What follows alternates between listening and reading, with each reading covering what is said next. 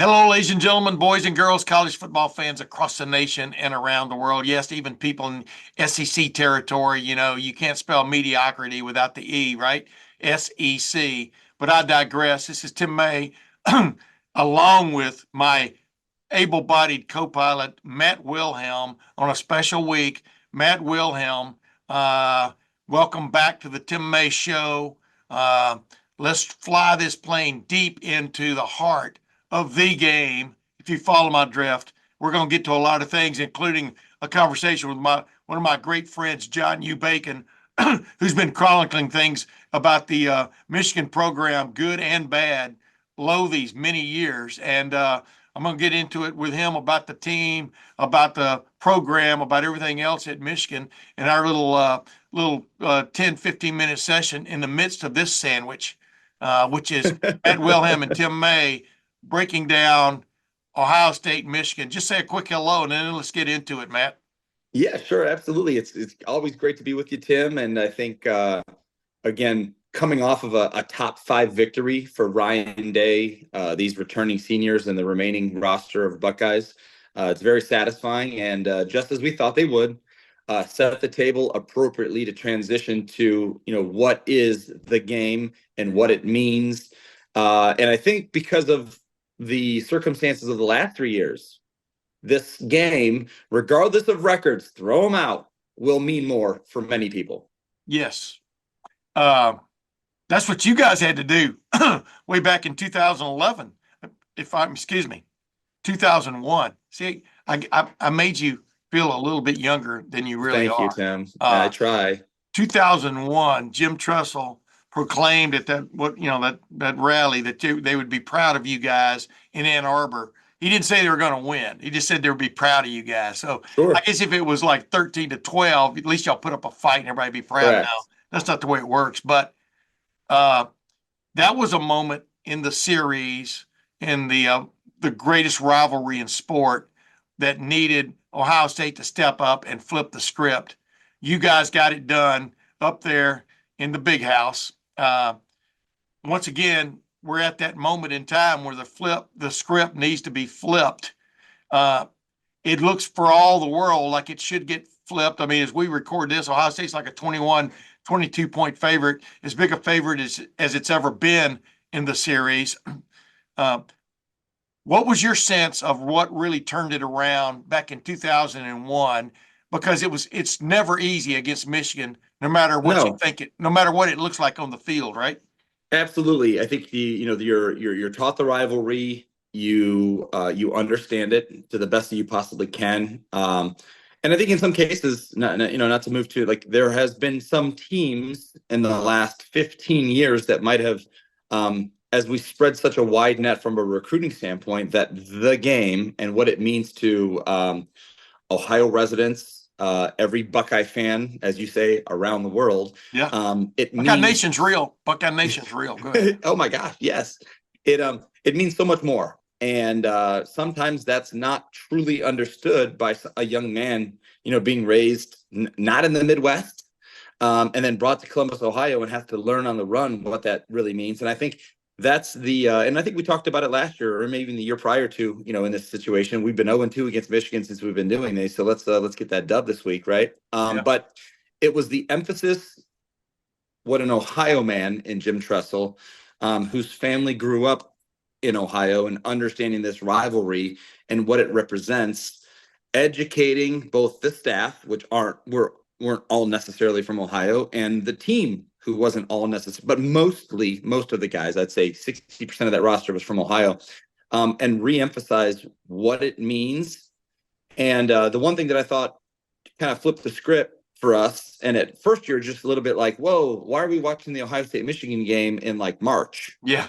And it didn't compute, because you're like, I'd rather be focusing. I'd rather spend an extra half hour in the weight room, or get back to my studies, or get back to whatever, Yeah. But Jim Tressel would decompartmentalize the prior year's game. And of course, in 2001, the prior year's game was also a loss in 2000, with John Cooper being the head coach. But you studied the opening kickoff, and whether the offense or defense, and that maybe that first series, whether it's 3 plays or 6 plays or 9 plays, and the result, and maybe the ensuing, punt or punt return or, touchdown, kickoff, whatever. And then you would stop. But it allowed you to take, like, you'd watch a play, and it was the emphasis in a game like this on, cliche, it's a game of inches. Yeah. On if we had just got him down here and forced them to punt, as opposed to, tackling him, letting you get 2 yards, they get the first down, they go down the field and they score a touchdown, on the open, whatever that happens to be.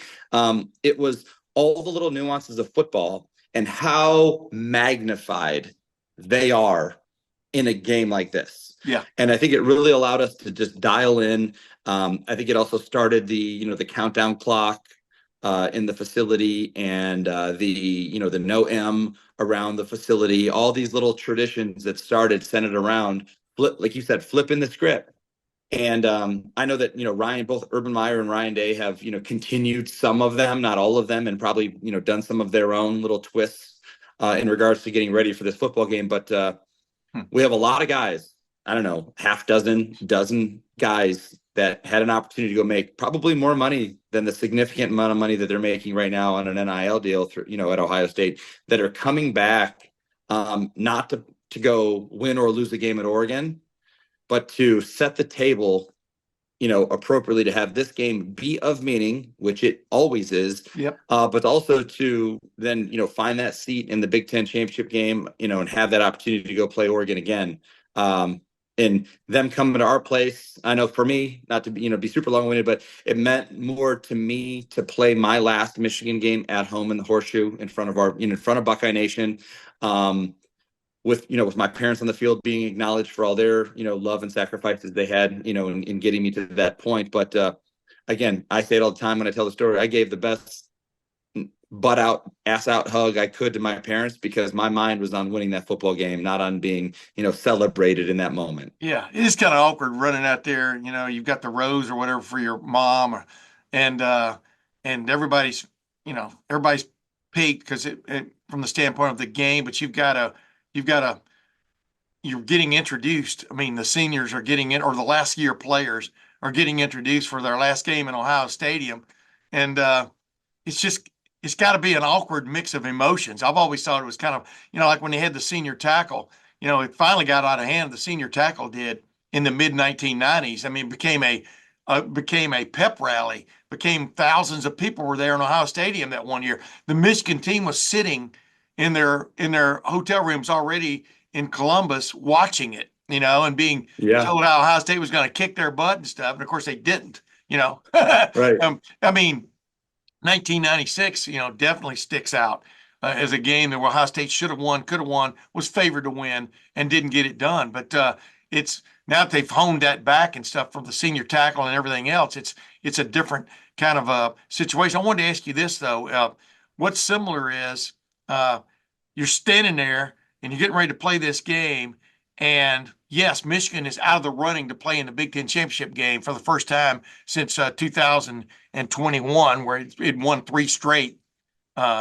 It's the bully that's still blocking the path for Ohio State to get back to Indianapolis. Forget about the national seed. If Ohio State wins on Saturday, it goes to Indianapolis no matter what Indiana or Penn State do, and they get the rematch with Oregon. So Michigan is still playing a huge role in Ohio State's path to get back to where it wants to be. They absolutely do, Tim. And I think I of course, didn't go and seek out and watch the Northwestern Michigan game, but I did follow the score, and I know what we did to Northwestern at Wrigley just a couple of weeks ago, but 50-6. And it wasn't like some statistical bombardment either, where the running back, they ran for 350 or the quarterback threw for 350. It was just a very complete game. Methodical. Very methodical. And I think personally, when I saw the final 50-6, I went, ooh, I wonder if they were trying to send a statement, or they wanted to put something on tape, or they wanted to just maybe create a narrative or undo a narrative that had been associated with them, because they're having a very, up and down, average football season, hovering around 500. That this going into this game, or that score going into this game, is going to shake some people up.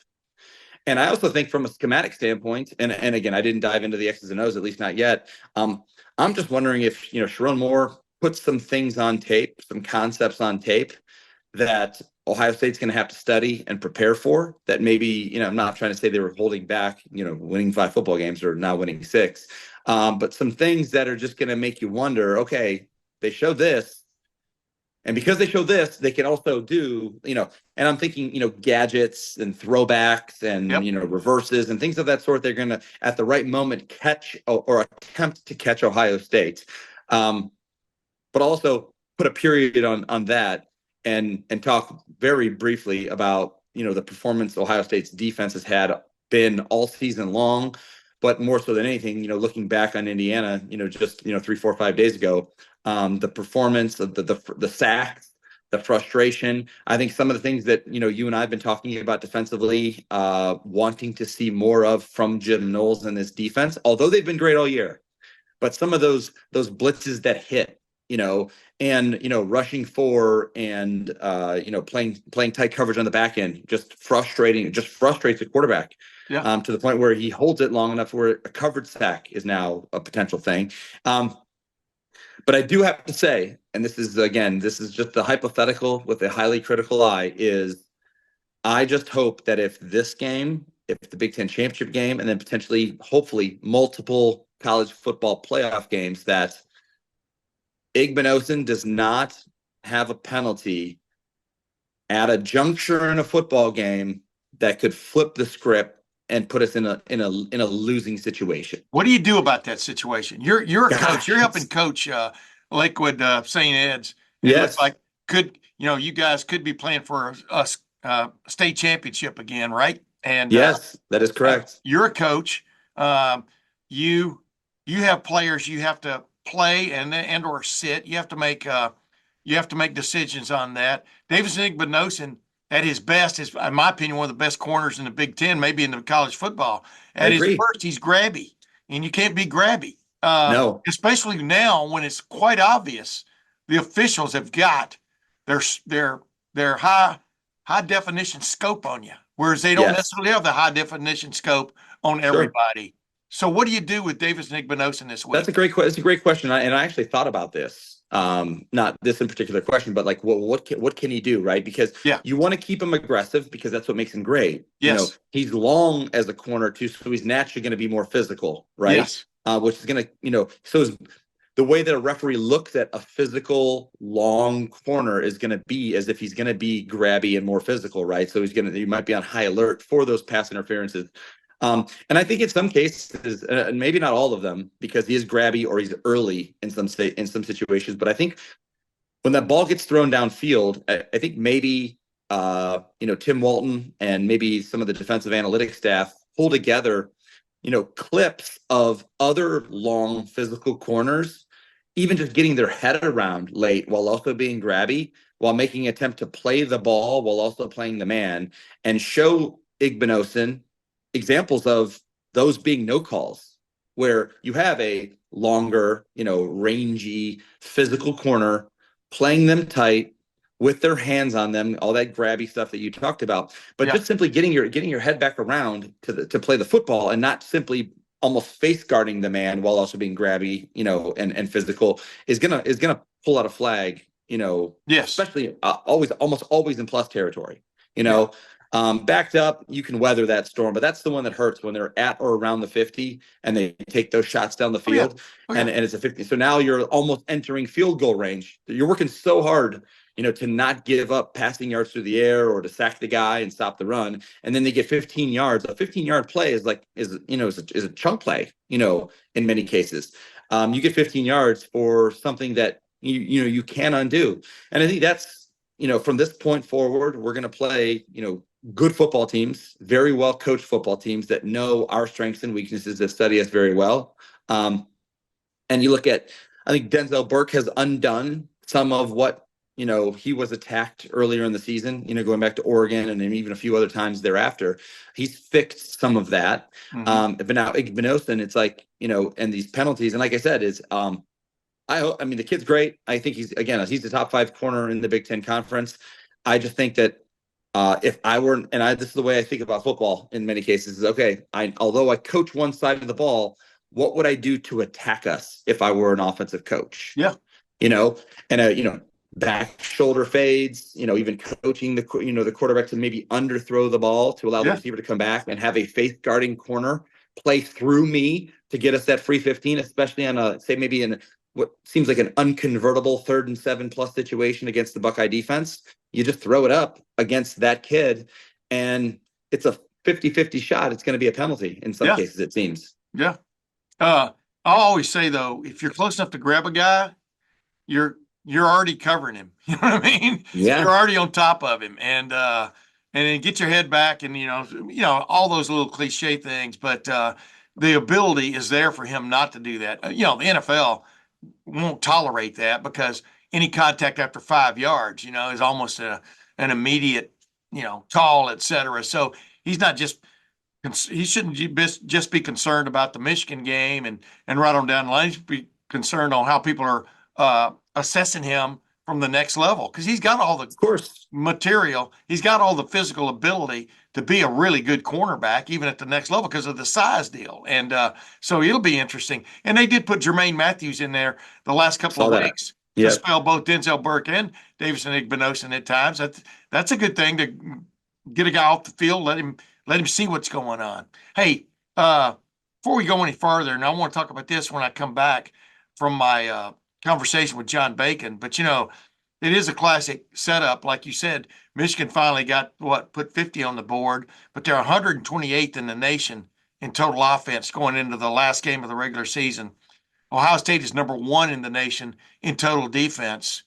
We're going to talk about which one of those numbers is actually the more legit, or are both of them more legit? Because, 10 games into the season, 11 games into the season, you are who you are. But first, you smell that? You smell that bacon frying? I'm going to get to my conversation, my annual conversation with John U. Bacon. Boy, I tell you what, man, whenever I smell, I hear him too, but whenever I smell bacon cooking, man, I know who's on the Tim May Show. Once again, John U. Bacon, welcome back to the Tim May Show. Tim, it is always a pleasure, despite our best efforts. Yeah, despite our best efforts, here we are again. I'll freely confess, I consider Tim May one of my best friends in this business, which tells you a lot about this business. Yeah. But he's a good man, a true pro, of course, and your followers are lucky to have you because you know your stuff and you're not afraid to speak it. Hey, you read that exactly the way I wrote it. I appreciate that, John. And John Bacon, of course, everybody who ever knows me, whenever I talk about Michigan, I talk about John Bacon all the time. I'm sure they're tired of hearing about this Bacon guy. Get me some eggs. But John, I mean, so much to talk about. But we're going to condense it into a little short little segment here. But I wanted to ask you, number one, Michigan finally looks dominant in a game against Northwestern, which had gotten beaten up the week before, softened up the week before by Ohio State. But is there that glimmer of hope going into the game that Michigan can make it 4 in a row? Where does the glimmer come from? All right, I'll give you the glimmer. But we're into, to preface this, though, we're into Jim Carrey territory. So you're saying there's a chance. Yeah. Okay. Insofar as the scoreboard in Columbus right now says 0-0 and there's 60 minutes left, they have a chance. Right. I'll tell you why they have no chance after this, but to start out the playing devil's advocate here, I'd say a few things. One is that Michigan obviously we're playing Dumb and Dumber. Go ahead now. More apropos in our case, yes. Yeah. So as they say in Spanish, 'cause I saw the movie in Spain. El estúpido y más estúpido. There you go. Yeah, there you go. The dumb and the dumber. Yes. But anyway, so yes, they have a chance. I would say, looking at the glimmer, and again, this adds up to 3%, but nonetheless, the defense is good, and most of them came back from last year. Will Johnson, I think, is making a business decision at this point. I don't know. Yeah. I'm not a trainer, but Will Johnson, ladies and gentlemen, cornerback, extremely talented defensive back for Michigan, has been banged up all year. Yes. Whether he'll play or not, as we're talking, we're not sure. If he's not playing versus Northwestern, I cannot see him debuting versus Ohio State. Yeah. That seems crazy at this point. So he's out. But the defense is very good. Wink Martindale has figured out how to coach college players throughout the season. They did not tackle well for a long time. They still don't tackle great, frankly, compared to last year. But that is, the defense can keep them in the game. And if it keeps them in the game, and Ryan Day will probably be conservative in the first half at least, if it's within a touchdown at the half, man, Ohio State fans are tough. They have fired every coach except for Urban Meyer since World War II. And those guys, I mean, those aren't chumps. Those guys won national titles, most of those guys. So that's a pretty long list. So the pressure is on Ohio State almost entirely. Almost zero pressure on Michigan. Michigan's offense is abysmal, but they do have Kalel Mullings and Colston Loveland, and they find a way to get them the ball, which they have not always done. Mullings didn't even carry the ball barely at all in the first half against Indiana. That's just insane coaching. Yeah. And by the way, if I'm Kirk Campbell, the Michigan offensive coordinator, don't buy a house in Ann Arbor because 128th in the nation, ladies and gentlemen, as we speak in total offense. Yeah. Go ahead. That's when you find out how many teams there are in the nation. Yeah, 133, I think, right? Yeah, exactly. You're 5 from the bottom. That's not great. Yeah. So it's been a miserable season for that. And I'll finally throw the other intangible in, and that is that it is the Michigan-Ohio State game. Yeah. Weird things happen. We have seen weird things happen many times in this game. The Cooper years certainly speak to that.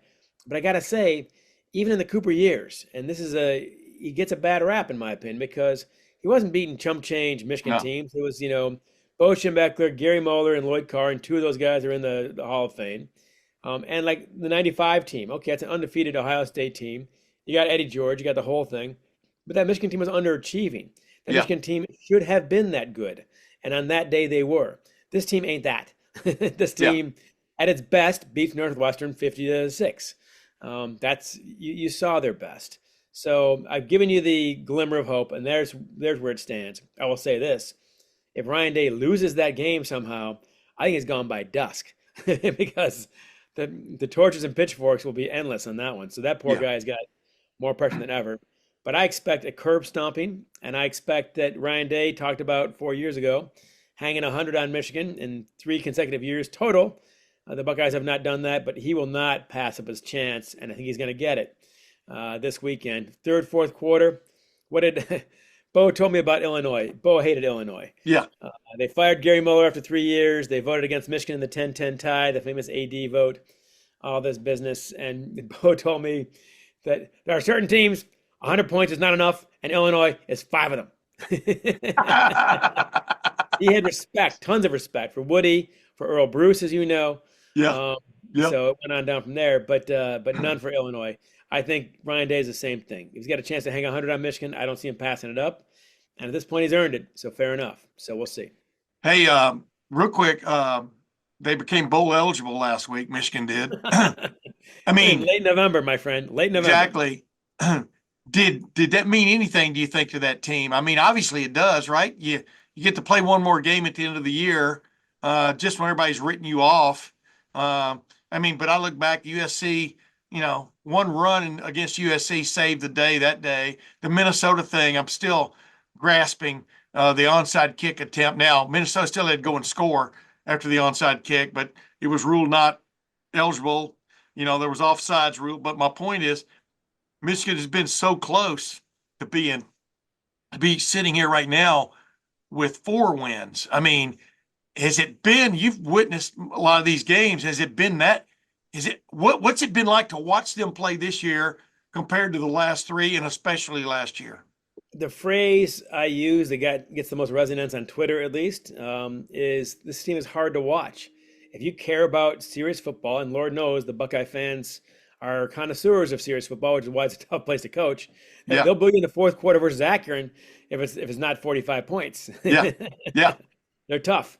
This has been bad football. It's not just, like you said, a 6-5 team. It's a team that gets penalized before the ball is snapped repeatedly.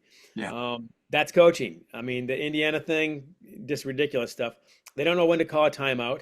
If you're going to call a timeout, you call a timeout. You don't wait 25 seconds, then you call a timeout. It's just, it's bad high school football, frankly. Yes. So it's been, compared to last year's team, which was, I don't know if on paper, Michigan was better than Alabama or Ohio State. I don't think they were. If you looked at the recruiting, they weren't. But man, that team Yeah. Harbaugh got everything out of them. They were on all cylinders. Got like Mike Sainer still a couple of years ago down in Columbus, had amazing play across the end zone. That guy's a former receiver. Yeah. So that team was as sharp as can be, and this team is the opposite. So they could go downhill very quickly in this game, I think. Yeah. And the key is the defense. If Ohio State can score some points, and again, I don't see a weakness in this Ohio State team. You see more than I do, but I watch them pretty closely. What are they lacking? They're one of the top 2 or 3 teams easily in college football right now. I don't think there is the old school Alabama or Georgia team that is a notch above everyone else. I think it's 3 or 4 teams in Yes. the muddle. But Agreed. yeah, the team you point out, I point out that, man, they should have beaten Washington, Illinois, and Indiana. Right there, you're 9-2, not a bad year, for a step back. But you are right. The Minnesota game, down to a funky call there at the end. USC, they kind of stole that one after getting outgained badly. Yeah. This team could be 4 and what? 4 and what does that leave you? 4-7 right now? 4-7. Yeah. Yeah. I mean, Yeah. that's where this Legit. team is. Yeah. Well, let's. You might have been. I'm trying to remember if you were at the Big Ten meetings back in July, and one of the questions I asked Sharon Moore was, how soon do you expect to hear from the NCAA, and what do you what do you expect to hear? And of course, he gave the pat answer. I was basically leading into the fact that could become a big distraction. Obviously, we haven't heard the final word from the NCAA in terms of penalties for the transgressions of the last several years. Notice I've waited to throw this in there at you, but obviously from the middle of the year on, Connor Stallions, his ghost was there. Matter of fact, he was in the stands, as we all know now, after the Netflix special or whatever it was, that he was actually there for the championship game, the national championship game against Washington, just being a smart aleck, But I don't want to get into what I think about that dude and the folklore that he has generated amongst the Michigan faithful, which I think is very misplaced, you know what I mean, in all kinds of ways. Cheater is the main word that comes to mind there, but past that. But my point is, how much of that hangover has affected this team from your vantage point? I mean, it's not easy to say, right? It's Right. easy to say in retrospect, yeah, they've been distracted all along in this season, one way or the other, whether it's the coaching staff or the players or whatever. I think they lost a lot of key players, not the least of which was their starting quarterback, J.J. McCarthy, who was as clutch a quarterback as I've seen play at Michigan over my 41 years covering Ohio State. But what's just your take on, and it's still hanging over this team, where the penalties could go finally, right? Yeah, I mean, look, this is the NCAA, and you and I have been around the block enough to know, you want to make that bet? I don't, because I've got no idea what they're going to do on a given day. Yeah. My joke about them is they're great at misdemeanors and they're horrible at felonies. Yeah, that's great. That's great. All jaywalking, the evidence points to guilty, sir. Well, and there's the other thing too. I mean, there's no question that Michigan broke the rules. Yeah. Not much question to me anyway, I'll say that. Connor Stallions, look, I mean, that's all on Michigan in terms of why do you hire a guy like this? Like, anyone writing a 500-page manifesto, think twice. And the other guy who did that was the Unabomber, also a Michigan graduate, by the way. Yeah. So how about those two? But I never put those two together. That's pretty funny. how about that? The last time I've heard of 3 manifestos: Connor Stallions, the Unabomers, and Karl Marx. Yeah. Hitler did one too, didn't he? A little bit. Short list. Not too many winners in that list. But anyway. Yeah. But So you got this guy. If you're going to hire a guy like that, you better monitor him. They didn't. Now, where I disagree with probably Buckeyes and Spartans on this is that I don't think the advantage was very great. They almost got rid of that rule anyway. Now they have headsets regardless. it was a rule. But it's incredibly stupid. Yeah. And because the advantage I think was minimal, it makes it even dumber. Yeah. He was fired after 7 games, so the big games all coming up had nothing to do with Connor Stallions, and that's clearly still a very good team.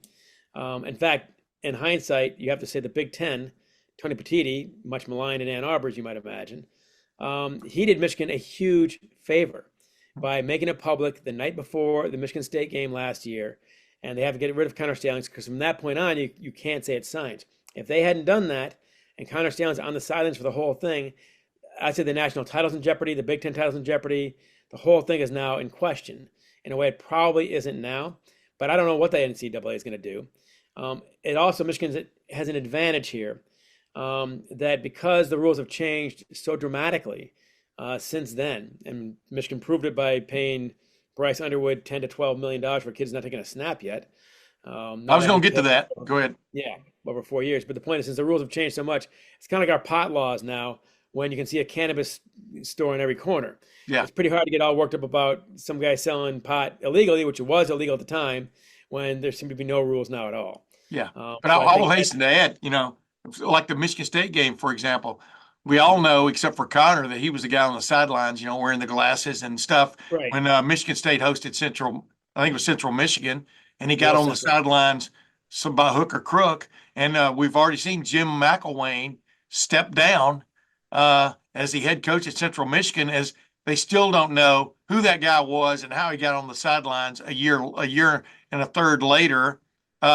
Just the intrigue about this always is the cover up and whatever else goes on after the minor crime. That's what happened with Ohio State and Tattoo Gate. It Exactly wasn't. right. I mean, who cares? You lose 2 games for trading your gold pants for a tattoo. The thing about this current team is they don't have any gold pants. At least the last 3 years, they don't have any gold pants to trade for tattoos. As I brought up with Matt. Tattoos, huh? Yeah, as I brought up with Matt Wilhelm. Well, there's Exactly. about a decade, about 20 years there a whole lot of gold pants. So Yeah, but NIL it'd be hard to affords you. find. NIL affords you the right to pay for a tattoo now. So, but you know what I'm saying? That will always be a smear, no matter what, John, Absolutely. on That- Michigan, and the kind of the price way Michigan's gonna Michigan pay- reacted to it. Go ahead. I'm sorry. No, you hit 2 good points there. One is that Don Canham, the old Michigan athletic director, a friend of mine, got to know him quite well, very smart guy. Yeah. Great line. He gave me the best line ever on public relations. Whenever I talk to corporations on this stuff, I tell them this stuff and they never listen. And it's this: never turn a 1-day story into a 2-day story. Yeah. It's really simple advice. It's very good advice, and no one ever takes it because of 2 things. I realize now why they don't. One, you need the humility to admit you made a mistake, which at the top level of these things, of corporations, of Big Ten football, no one wants to admit they made a mistake. Right. And 2, they lack the confidence to believe that they can overcome that mistake. Yes. That is, if we admit it, it's not that big a deal. It's like taking your medicine on the golf course. Look, the smart golfers take their bogeys and keep moving. And I interviewed Tiger Woods years ago at the U.S. Open, and he said, look, this is a U.S. Open. You're going to get some bogeys. You can't get a triple. Yeah. Triple and you're out. Exactly. Don't- I knew you were take going your there with bogey that and go home. analogy. Yeah. Exactly. Yeah. Move on. And in this case, as far as dragging it out goes, and McElwain and Central Michigan and so on, all they had to say is, yeah, he's there. We shouldn't have done it. Mea culpa. It's not on them. It's Yeah. on Michigan. I mean, Yeah. he's not helping Central that much, I don't think. Yeah. Oh no, he was there to. Oh, if he was there, he was there to gather info for later in the year when Michigan played Michigan State. I mean, clearly. Right. But your second point also holds that no matter what the NCAA assigns to Michigan, obviously, in some ways, the penalty has already been paid, and they'll still pay it. Yeah. There are many. I mean, from the time until you and I are still doing this, Tim, knock on wood, I guarantee you that Michigan's foes certainly will always put it in the asterisk category. Yeah. No matter what. And that's Yeah. the price you pay by having anything around it. Now, I would argue it hasn't had much of an impact on the games, but so what? You knowingly broke the rules, and there you are. Now, what Harbaugh knew and when, I don't know. He forked over his laptop and his cell phone to the NCAA, which he probably shouldn't have done. And they've said they found no connection, nothing in there connecting him with Connor Stallions. Nonetheless, he's on your staff. So, Nonetheless, he was standing next to your coordinator. Well, Nonetheless, exactly. he was I mean, 8 feet from you at times, 4 feet from you at times. I mean, think about this, Tim. This is a year later. You and I are still talking about this. I know, but here's the thing. But that would probably will be next year. But that's what bothers most people, though, is how, okay, let's move on kind of thing. No, I mean, the idea that a man was on your sidelines that close to your coordinators and seeing him watching the other sideline. And granted, you can figure out signals as a game goes on. There's no doubt Right. about it. Everybody does it. That's why everybody calls plays, with a sheet over their mouth, if they're on the sideline. But the point was to act like you had no idea who this guy was and what his function was. And he's that close to your coordinators. BS, that's just thing. Now, Is Jim Harbaugh a hell of a coach? I think he's proven this year. He's a hell of a football coach. I mean, he's turned the Chargers wherever they were going. He's turned them around from wherever they were going. You know what I mean? And he's where he belongs in the National Football League because he came that close to a Super Bowl championship. But I digress. Let's get into one other thing. We'll get out of here. You just brought it up a while ago. Getting the Underwood kid to flip, and the money. Who knows really what the facts are about the money, even about Ohio State's quote $20 million NIL slush. That help bring guys back, help bring guys into the fold and stuff. The athletic director Ross Bjork admitted to it, but at least he admitted to it. That it was a big amount. There are a lot of teams paying big amount illegal about it in the Southeastern Conference. It's out there, But what did that signal to you when you heard at least the rumors of what it took Bryce Underwood, who had no intention of going to Michigan, 2 months ago, to make the flip? What does that tell you about Michigan's now jumping into the 21st, the next quarter of the 21st century? That's about right. A few things. One, the rumor is $10 to $12 million. Ellison's over 4 years. Yeah. Yeah, 4 years. That's a contract, the way I hear it. Let's break that one down for a second. For 4 years. Look, if Bryce Underwood is still at Michigan in 4 years, something has gone very badly. Yes. Yeah. Yes. Something has gone wrong. I mean, he's 1 2 years maybe, if things go the way they're supposed to. But you don't know about that either. Look, you're 17. There's still a lot of unknowns about this. We know he's going to get a lot of money. So, all right. Yeah. But yeah, they definitely, the money talk, no question about it. Michigan has entered that game. If Ohio State paid $20 million for this team, well, Michigan just paid half of that for one guy who's not taking a snap. Yeah. So yes.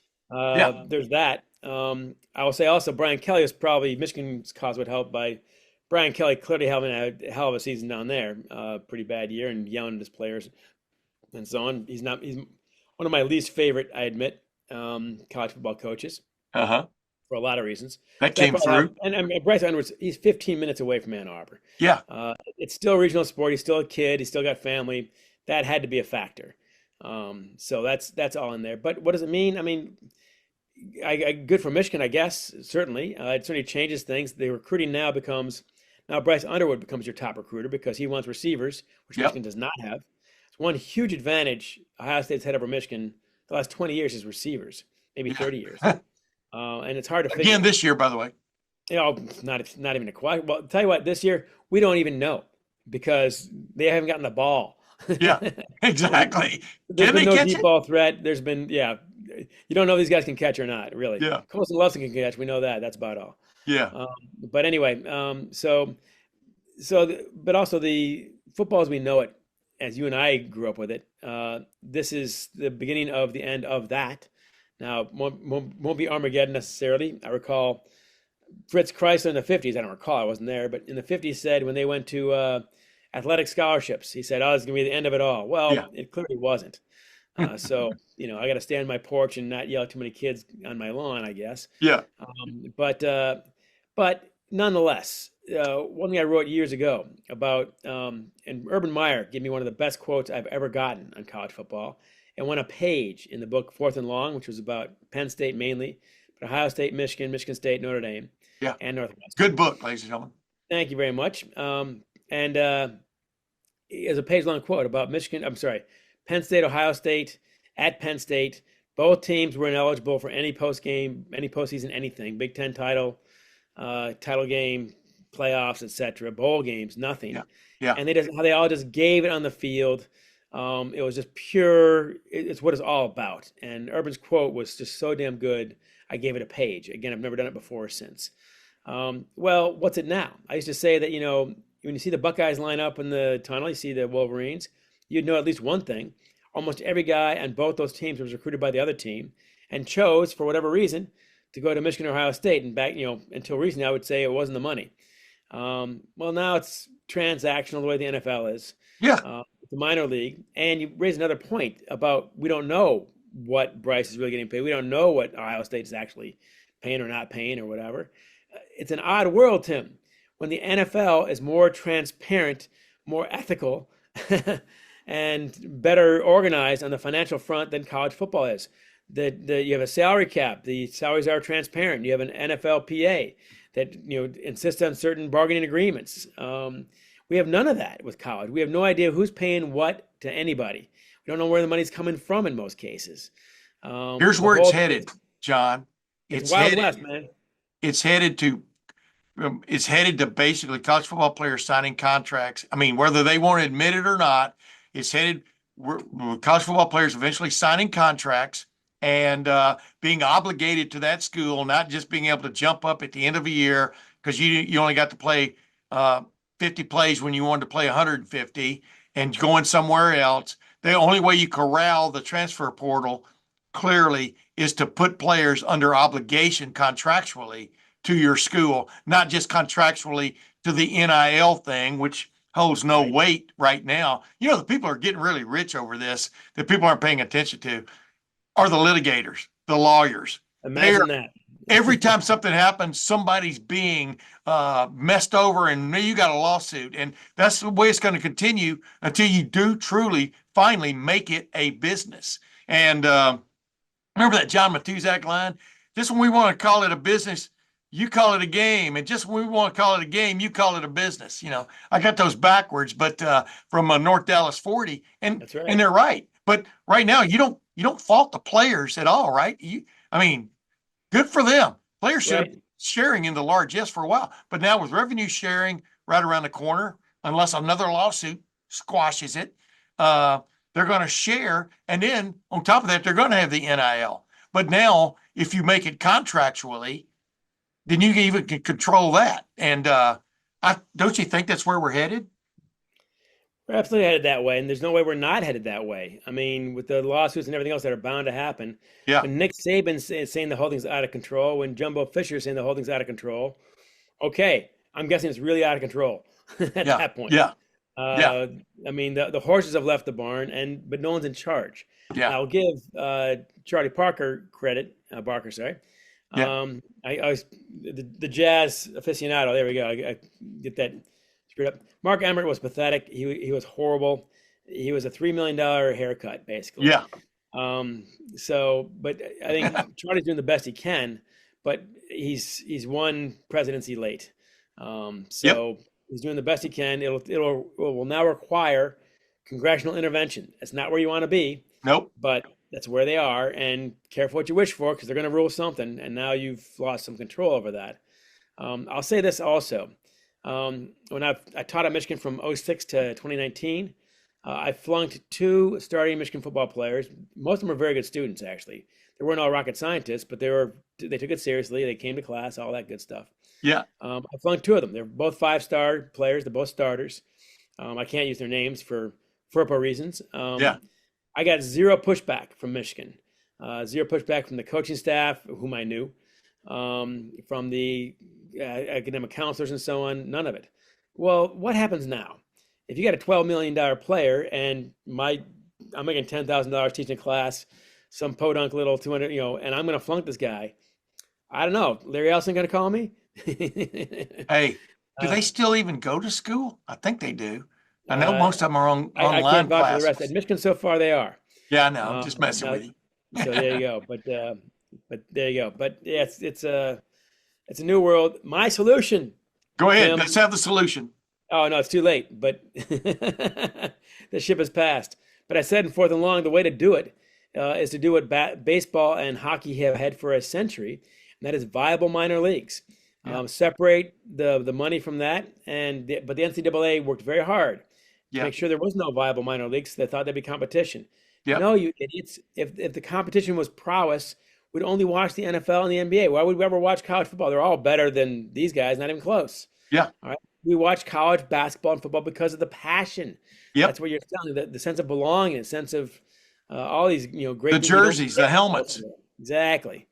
So that's the way to solve this thing. Now you got this round peg in a square hole, and I don't know how you solve it. It's just gonna be very messy. Yeah. I've always said this before we go. I've always said if you took the Ohio State football team, most of it, and now they become a minor league semi-pro team, and you play them in the old Crew Stadium, which is sitting empty now for the most part, how many people would show up, really? I mean, there have been attempts at minor league football and things like that. off and on forever. You know, the NFL doesn't want that either. I mean, the NFL's got a great They have the situation greatest deal in going, the world. always have had about Right. development of talent, and then you pick them, you know, whether it's after the third year or the fourth year or fifth year. But the bottom line is, how many people would really show up? Because so much of it, you know, no one, no one sitting in Ohio Stadium this past Saturday when I think they set the record for the amount of noise, at least in Ohio Stadium, when they're playing number 5, Indiana. I mean, they all had scarlet jerseys. Almost everybody had a scarlet jersey or scarlet jacket on and stuff. It wasn't a mixed bag. Um, you know, you've got to give something to the tradition and everything else that's been laid by the people before you about making it a big deal like it is now, right? I mean, so you're worth money for playing for Ohio State or for Michigan or for Alabama, but you're not. Are you worth enough to almost bankrupt some of these schools as we head forward? No, you're not. You're never going to bring in as much, in my opinion, as what is going to be siphoned off as we go forward in this. And I could make that argument every day, but I have always been for players being remunerated, whatever the word you want to term there, because they are putting their life and limb on the line every time they play college football. And you've written books about it. I mean, you know what I'm talking about. Oh yeah. Well, the sacrifice is real, and look, the old system is not defensible in my opinion. Yeah. You can't defend a system where the players are trapped into playing college football and basketball. They have no options. And while it's their knees, it's their backs and everything else, I mean, for decades, they got almost nothing based on this. And we both know, sadly, stories of great college grittering greats who end up, you know, in a car wash and broken down. Yeah. We've seen that, and it's sad to see. Yeah. So I'm not going to defend that in any way, shape, or form. But you Yeah. are dead right that the madness is upon us, and you know, there's no putting that genie back in the bottle. But what was good about the old system, and the only silver lining to it was it did differentiate between high school and the NFL. There was this niche of players who played, and I think 99% of them play for the love of the game, not necessarily the love of their university. You understand? I think that's always been the case. I mean, Will Howard sat up there after the post game on this past week after they went over Indiana. He gave about as impassioned a talk about what the game means. It's his first year at Ohio State, but he's done his homework. We all know the game is a real thing, the greatest rivalry in sport, and he feels so honored to be a part of it, maybe a major part of it. And it kind of gives me goosebumps just thinking about all the games that have come before to make this game what it is, the game what it is, right, John? I mean, it is special on Saturday. Man, and look, you asked about the glimmer of hope. 2013, ended up being a 7-5 or whatever it was, Michigan football team, the third of Brady Hoke's 4 years. Next year they're 5-7. Yeah. Bad team. It came down to a 2-point conversion. Yeah. And that's no insult to the Buckeyes. That's what this game can do. Yeah. And Ohio State has certainly stolen many great Michigan seasons over the years. So I can't say you can throw out the records this weekend. The gap is way too big. Yeah. But I can say it is not necessarily a rational contest. Yeah. And why? Because it matters so much. And why does it matter so much? Because Howard got it right. It's 100 years, more than that, of people caring about this game. And I hope they don't screw this up. The playoffs might. But you get one shot. You and I are both in that great HBO rivalry video. They did a great job on that one. And there are no second chances. You lose this game, and Jim Mandich said it, and everyone else said it too. It is 365 days of pain. That's what the deal is. Yeah. And okay, you can say it's a throwaway season and so on, but you know what? If Michigan loses this weekend, they probably will. You got those guys have not lost to Ohio. There's probably no one on that bench has lost to Ohio State. Yeah. Now you know what that's going to feel like. And it doesn't matter who's down and who's up. It's still the same two schools. And the Gold Pants are still the Gold Pants. Yeah. And you got 365 days to think about that. Yeah. And it's not a divisional thing. You don't play them twice. No second chances. And even if you have a great season, and Ohio State has had great years and lost to Michigan and vice versa. There's no way you can be national champs. I mean, Ohio State almost was when they almost beat Georgia after losing to Michigan a couple of years ago. Yeah. How would that have played? They'd be national champs. Yeah. And I guarantee you, people would still be bitching that you hadn't beat Michigan. It's Yeah. like, but you're national champs. Yeah. Yeah. We'll see They how. field goal and they are. Yeah. I mean, Ohio State could literally, after this game, if they win on Saturday, Ohio State could play the Big Ten championship game. If they win that, they would have to play 3 more games to win the national championship. If they lose that, they'd have to play 4. You know what I mean? They'll probably still make the playoff. My point is, Right. there's a 1, 2, 3, 4, 5 games that could come after the game for Ohio State. That's why you and I both always looked at this. This is a 1-game season. You know what we're about to watch on Saturday once again, and it does mean a lot. I mean, it means so much to Ohio State fans. You know, and you know it does to the players, like you've delineated. Well, also based on Connor Stallions, I guarantee you, the argument's going to be made if Ohio State wins on Saturday, which we both expect, that if you're not cheating, then we beat you. So that's going to be how it plays. Yeah, of course. Therefore, if Michigan wins on Saturday, again, I give it a 3% chance. But if they win on Saturday, that will be the most devastating loss in the history of Ohio State football, because not only had they lost that game against a clearly weak Michigan team, but then the argument about cheating and so on is less effective. Yes. Yeah. It's up to Michigan to prove that point, though. Yeah, that's also true. NCAA is going to come, and then we'll see what they have to say. So Exactly. Yeah. Ladies and gentlemen, the incomparable John U. Bacon. Nothing smells better than the Tim May show with bacon cooking, bacon frying. Famous plug. The next book is called The Gales of November, the untold story of the Edmund Fitzgerald.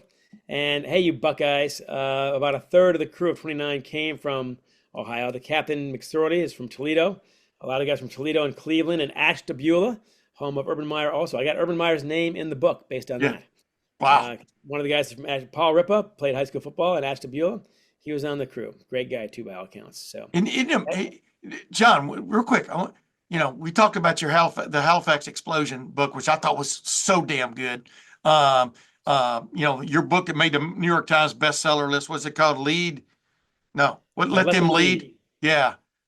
Fantastic book. But when you're doing a thing on the Edmund Fitzgerald, which everybody knows about, by the way, who's the guy that wrote the song? Gordon Lightfoot. Gordon Lightfoot. I actually raced in a celebrity race at Mid-Ohio one time back in 1985 that he raced in also. I got knocked off the track on the first lap. That's neither here nor there. Bottom line is, when you're doing it, I would think every time you turn over a leaf, there's another leaf, right? There's a leaf with something on it, but then you turn over that leaf and there's a leaf with even more on it that you want to jam into a book, right? I mean, how tough is that exercise been? Because you're still kind of headed pell-mell. As soon as we hang up, you're going to start typing again to finish the draft of this book, as you and I talked about, not the draft of the Edmund Fitzgerald. But I was trying to throw a little nautical term in there. But how tough is it to just finally winnow it down, man, to the book? Because you got to have stacks. You've done that for years in your articles and your feature stories and your columns, and won a lot of awards for it. This book is going to be around 100,000 words, which is pretty typical for a book, about 300 pages. I cut a whole book out. It was that's what I'm talking about. words. I cut it down to 100,000 words. It's worse than usual in this case. But no, you got to. Dorothy Parker, the old famous New Yorker writer, said, you have to kill off your little darlings. You can't fall in love with the stuff you're going to cut. Yeah. It's like tryouts for your football team and your starting lineup and so on. It should be painful. If it's not painful, you probably have a lot of bad players. Yeah. You should be cutting good players, and that's what has to happen in a book. But I remember, being, I wrote forever. I probably wrote 1 million stories, is my estimate. Probably not that many anywhere close, but a lot. And you always, no matter what you cut out of the story, or you never put it in the first place because you have to cut it, when you're on deadline or something like that, you got to go fast, right? And but you always have that in your head, like, man, if I'd have just gotten this piece in there, you know what I'm talking about, because they are your little babies, right? I'm already going through the list and saying, okay, can I sell that as a separate article somewhere else? Yeah, exactly. It's like trying to find a farm in upstate New York to send your old dog. It's like you don't want to put him down. Yes. So you have to tell yourself that, oh no, he's going to find a happy home somewhere. Yeah. So whether And, you're lying to yourself or not, that's the other question. and so we're going to find out on Saturday whether the gales of November blow foul for the SS Ohio State. I mean, everything looks like this is a magnificent ship plowing toward the Big Ten championship game, a rematch with Oregon. Will the gales of November prove foul? What do you think, John U. Bacon? I think that Michigan might keep it close for a half. And I think, Ohio State will probably be pretty conservative at first. But I just, maybe I can make up a scenario where Michigan wins this game, but it would test my abilities as a creative writer. Yeah. I'm going to go 45-10 Ohio State on this one. That's what I think. Yeah. Last thing, as I like to say, it is so cool when you reach a point in the season where the only thing that matters from a game is the W. And the only thing that matters from the game is, did you win it? Nobody cares about how much, right? I mean, through Yeah, history, you're right. We won't be Style talking points about don't count that. for much. Yes, exactly. Hey, And I mean, look, they might get it's not a great Michigan team, obviously. They might get beat up a little bit by the pollsters saying, okay, you beat Michigan, let's say, right. 21, 14 or whatever. So what? Yeah. You got gold pants. You are the Big Ten champions. They'll probably get Oregon the next week. And by the way, on that one, I would bet on the Buckeyes just because they would be that much sharper and tougher. Yeah. You're right. There's one game where style points don't count really for a damn thing. You win or you lose. Yeah. And as I said in one of those videos, if you think it doesn't matter, tell it to the guy who lost. Yeah. Win or lose, good time Charlie's got the blues. Ladies There and you go. gentlemen, the incomparable John Bacon. John, thank you once again for joining the Tim May Show. Tim May, always a pleasure, my friend. We'll see you down the road. You got it, brother. Man, I always enjoy my conversations with John Bacon. He's an author. He's written about the Edmund Fitzgerald, about the big explosion in Halifax, Nova Scotia, back during World War One. A bunch of other books. He's got a New York Times bestseller about how you should really coach youth sports, which has gained quite a bit of acclaim. So John U. Bacon, and by the way, he's chronicled Michigan football history. Seems like forever, even though he's not anywhere close to as old as I am. He may be as old as you are, Matt Wilhelm, a little bit older. Wow. But that shows how old you are now. But I digress. I kind of I alluded to what I wanted to talk to you about immediately after the conversation with John Bacon was Ohio State's number one in the nation in total defense. Michigan's number 128 in total offense.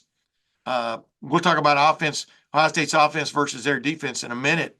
And their defense doesn't appear to be on paper anywhere close to what it was the last several years, but it's still incredibly lethal. They still stop the run. I think they're number 4 in the country to stop in the run, but they're average at best against stopping the pass. But first, let's talk about that first.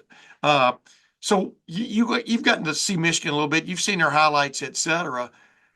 They've been inept occasionally on offense this year, but all of a sudden they found something. But did they? They were playing a team that had just been, physically beaten by Ohio State the week before. I think that always matters. If you can ask anybody in the country, but what do you see about their offense that should give Ohio State's defense pause on Saturday?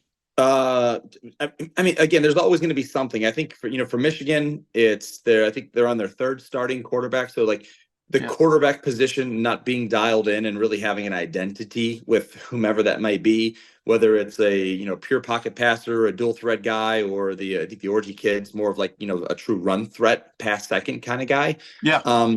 Doesn't allow you to get into build any continuity and get into a flow. So that's something that I think Michigan's been struggling with, and it seems like to your point, they've kind of dialed in and picked a guy and they're going to roll with him. I do think if I were Michigan, I want to think game flow. How do we win this football game? If I were Michigan, how would I attack Ohio State given, how efficient we are in defenses?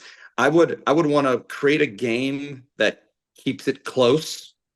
I think, on both sides, I think Michigan's defense is not going to want to give up the big play and force us to go on 10, 12 play drives and score points and down in the red zone where the field gets tight. Yeah. Offensively, what I would do is I would get into our heavy personnel and like mitigate our athleticism, especially like with, again, not the emergence, he's been there the whole year, but Sonny Styles playing his best, and with Cody Simon playing his best, and the defensive backs, being, playing guys, just so tight, it makes it very difficult.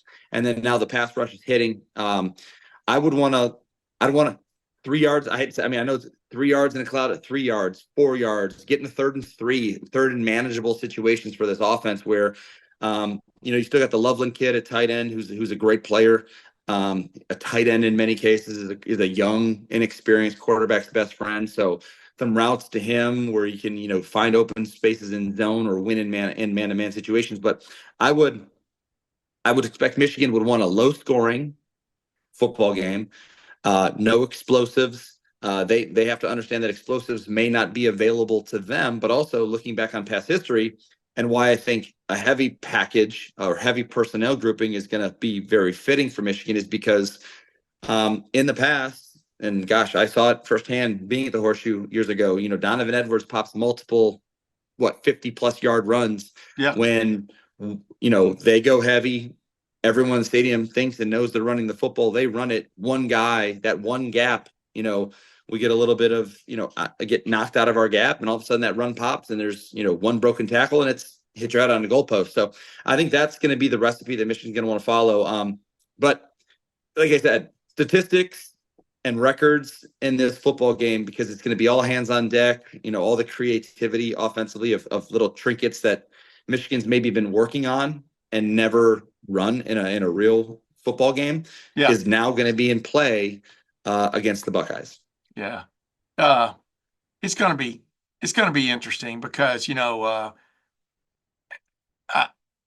I'm watching that Indiana game, and everybody was worried, like I said, about the back shoulder throws, about the quick passing game by Rourke. And Ohio State is kind of like snuffing a fire at its source after that first scoring drive, which was 70 yards by Indiana.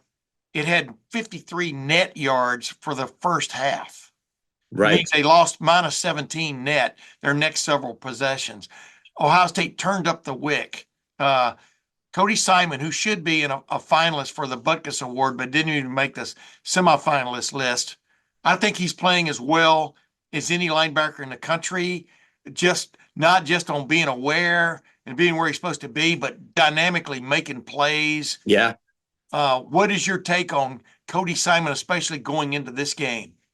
Well, yeah, he wears the block O for a reason, right? Because of the player and the person that he is, and it's very satisfying, for a Mike linebacker like myself to see a Mike linebacker making, making plays again, making plays at or around the line of scrimmage or in the offensive backfield. Yeah, it's very satisfying, and I think it's he kind of walks the walk, and you look at the other linebackers in the second level, with the Reese kid and even Sonny Styles, it's like they're younger and kind of inexperienced. So to have him as a leader, just do it every week, very workmanlike, very lunch pail guy. And now he's making these splash plays. And you can see the defense kind of feed off of him making these plays, which is very satisfying. And I really do think that, Ohio State, as it pertains to like that first drive, it's always going to be tough because a defensive coordinator by nature is not going to come out overly aggressive. You're going to get an understanding and a feel for how are they going to attack us? What personnel groupings, what formations, what motions, what new actions are we seeing? And you're going to kind of in many cases, you're going to weather it. That's why in many times you see maybe a team get 2 or 3 first downs and then they get to around the 50, then it fizzles because then you also settle into how they're attacking you and you force a punt. That wasn't the case. And we got them in the third down. And like you said, that quick passing game, small little voids in our zone where, Rourke made the throws, they made the catches and moved the chains, got that first down. But I also think and I was not at the game, but it's like, it didn't seem like the fans or the players were all that bothered to go down 7-0. Yeah. Like there was no panic in this football team. And I think that, because of the hype of Indiana and the hype of this football game nationally, could have been a thing where you just start second guessing. But we didn't. We just kind of held pat. And then to your point, like everything that we thought and probably practiced and maybe even studied on film started to live itself out. We started to just suffocate their run game. Yep. I know they got the edge a couple of times, maybe it was frustrating me as a defensive coach when they get the edge and, break a 12-yard run around the sideline and we didn't fit it appropriately. but it just, you settled in and you just suffocated them. You got the sacks. I think then you get Rourke kind of getting happy feet in the pocket and holding the football, waiting for some of those down the field routes to develop. And then when they never did, because we went from, we played the zone early and then went to man, where we have superior defensive backs against their wide receivers, where we probably felt that was a strength and a great matchup for us. They started cover tighter. Quarterback doesn't feel confident throwing the football anymore, and then some of those new patterns, those new blitzes, and there even our rush just started to hit and bear down on him, and it was just too much. Yeah. Ohio State has found a pass rush. That was what the big coming out of the Oregon game was. Where was the pass rush? Where was the pressure? Well, they were playing against a really dynamic quarterback in Dylan Gabriel, a big aware guy, smooth operator and stuff. But you got to admit, since then, the pass rush has torqued up big time by hook or crook, but it's torqued up big time. I mean, when Ohio State brought Lorenzo Styles off the slot receiver, put him between the tackle and the guard, already had Cody Simon outside the left tackle, well outside the left tackle, and they both rushed. And that's when Cody Simon forced that fumble with that big, huge hit on Rourke. That was Cody Simon was untouched on the play. The left tackle didn't know who to block. Both Styles and Simon could have made the sack on that play. And this is against a seasoned team that had come in, was feeling pretty good about its offense. Sure. I mean, that just shows you what Knowles and his staff have done over the last several weeks, right? Exactly. That's the perfect point that I was gonna make is calling, constructing a blitz or constructing, a rush, but also having studied and to know exactly what protection you're gonna get. Yeah. To the point where we know when we show this look, that tackle's going to fan, that guard's going to go down, and we're going to get the back, and we're going to blitz two through that. So the back's got to pick one of our two free blitzers through that B gap. Yes. So that's like when you go, and like I say, it doesn't always happen this way, but when you go up to a whiteboard and you draw X's and O's and you draw what you think should work, and then you actually practice it all week, and then it lives out in the game, it is very satisfying for a staff. Oh, yeah. On study, on preparation, on also building, that defensive look to then executing it in the game. In a game of this magnitude, it's very satisfying. And I think that's what you're trying to build on. And I think, like you said, it's been a slow build where there was some frustration centered around pass rush with Dylan Gabriel having forever, and then also evading and escaping and winning with his legs. Right. And that has slowly, maybe not against great passers each and every week, but gotten better every week. And it kind of culminated in itself against Indiana. And I think it's something that we will build on again in the game, and then absolutely take into the Big Ten championship game. Yeah, absolutely. All right, let's get down to it here. What if you were standing in front of the team on Saturday and given like that Newt Rockne style speech, which I think pregame speeches I've always heard from players, even maybe from you, they sometimes they can distract you. You know what I mean? As opposed to just go out and take care of business you've been working on all week. And it's really funny because we were talking about, I didn't get into it you earlier about understanding the Ohio State-Michigan rivalry and how being from Ohio kind of helps, like with Jim Tressel and stuff. And I always hasten to remind people, well, Woody Hayes was really the guy that really. Oh, yeah. Yeah. Well, he lost his last 3 games, and Ohio State didn't score a touchdown in any of them against Michigan. So Right. Just your proximity to the program doesn't mean, that it's going to still, growing up, it's still going to make the difference. What makes a difference, do you think, for Ohio State on Saturday in the game before getting to where Ohio State really wants to go this year? I would say, and I know that I've been kind of half-heartedly joking about it all year, but the unfinished business mentality and the mantra that many of those guys who had opportunities to go to the National Football League but didn't and came back to accomplish. Although you would have loved to play in the Big Ten championship game and play in the college football playoff, and I know that one of the 2 years or 3 years that we lost to Michigan. Yep. You don't want to be the class which was so star-studded, first or second, third in the country as a recruiting class, and you want to have, these guys, this senior class and this group who came to Ohio State to make history has done anything, but they've made the wrong kind of history, right? And my whole point is that goose egg of none of them have gold pants. And so there's something to be said about being a legacy football player and coming back to Columbus and going to games. And you can be a great player, but if like you didn't beat Michigan and you didn't win the Big Ten championship and you didn't compete competitively for a national championship, and I know that one of these last 3 years, with losing to Michigan, has done that, or at least has opportunity to win a national championship a couple of years ago. But like if you don't have that's a knock against your legacy. Yeah. You could be an all-time sacker, you can be an all-time rusher, you could be an all-time receiver, but like if you don't have these like cornerstone type of like legacy wins under your belt, you're just a really good player. Yeah. Yeah. And Ohio State has thousands of really good players. Yeah. But my gosh, like my buddy Zach Bourne, like the picture of him knocking down, standing over Denard Robinson, in a Michigan win is something that will live on for hundreds of years of history, right? Yeah. And these guys don't have that. Yeah. And so that's whomever's giving that Newt Rockne speech, whether it's Ryan Day or he brings in a guest, is talking about undoing the narrative associated with this crew and this team. And that's Ryan Day and his staff as well. To put it bluntly, if they were to go into a tattoo shop, they have nothing to trade. No, correct. Tattoo gate would never happen with these guys. What a losing Cotton Bowl ring. Yeah.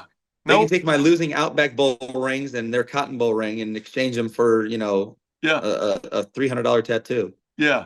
I guess they do have a Rose Bowl victory over Utah, the fourth-year players and stuff. But sure. That was dramatic. But nothing beats a pair of gold pants and a Big Ten championship ring. Go back to this, Tim. Here's what I'll say. I mean, in today's era, maybe I'll say when I was probably being recruited, like mid to late 90s. Yeah. It was, you might at that juncture, from a recruiting standpoint, is come to Ohio State, go and win the Rose Bowl and potentially win a national championship, right? That was maybe the narrative, because of what the Rose Bowl represented at that time. And now it's been kind of like watered down, although it's, maybe still sort of the granddaddy of it. It's a quarterfinal this year. Yeah. Sure. But still, the way the rotation of games being played and like, they're all really sort of special, but none more than the other. Like that's gone. The Rose Bowl's gone. Yeah. From what it represented to the Big Ten for so long because of, Bowl Championship Series, the rotation since college football playoff started. But it's Big Ten championship, national championship, beating Michigan. Yep. And in the last 15 years, since Jim Tressel made it like a year in, year out occasion to beat Michigan and play for a Big Ten championship, and Urban continued that. So like, that's why you come to Ohio and compete for a national championship. That's why you come to Ohio State. Yeah. So, the Rose Bowl is a trinket, that might sit on a shelf somewhere, but it's not going to be showcased the way that your gold pants are, your Big Ten championship ring, and or your potential national championship ring as well. Yeah. Because, if you put that Rose Bowl win thing on your mantle, you almost have to have a little mini screen there showing the dramatics of why that's special, of the big come from behind win and stuff. Correct. When you have a pair of gold pants, it says you beat Michigan. When you have a Big Ten championship ring, it says you won the conference. And when you have a national championship ring, you're not wearing yours right now, are you? No. You could but show I'll just say, Tim, speaking for myself, it's like, I'd proudly say I have 2 pairs of gold pants, right? Yeah. And I also, and I also convey, the other thing that I also convey, and this is no knocking against anybody, but it was like I was 0-2 with John Cooper and 2-0 with Jim Tressel because of the shift that happened in my 4 years there. Yeah. And I think it goes back to, as I said, when players come to Columbus, it's like, great player. If some, not so huge Buckeye fan goes, well, how many times you beat Michigan? Yeah. Yeah. That's a question that should be asked in the first 5 minutes. And for someone to say 0, or it's, and why, it should tarnish your legacy to a certain extent. Yeah. Yeah. Yeah. It's tough to live with the rest of your life, but it is what it is. It is what it is. Hey, Matt Wilhelm, by the way, one quickie I wanted to ask you. Post game on last Saturday, Will Howard said he's looking around the locker room the last several weeks, and he sees guys having that look and playing with an edge. It's been turned up is the word he would call it. Do you see the same thing in this team? I mean, obviously Saturday will tell the tale, the beginning of the tale anyway. But do you see the same thing in this team the last couple of weeks? That obviously both these last couple of wins were come from behind wins. Even the win at Penn State, they came back from 10-0 down, but it just seemed like the resolve was there that they were going to find a way. What do you see Yes. in this team? I see it as well, and I think even going back to the Penn State week with Will Howard, speaking about being slighted as a Pennsylvania kid, Yeah, essentially not being recruited by Penn State, and it's like so to have our leaders, Cody Simon and Will Howard, and and Jack Sawyer and these guys that came back, playing angry, playing with a chip, playing frustrated, probably because they have that blemish yeah, against Oregon. And everything since then has been working towards the game and probably that next shot at Oregon again. And I'll say honestly, like it's the way it flips for us, but like St. Ed's is still rolling in the playoffs. We lost to Cincinnati Moeller 35-30.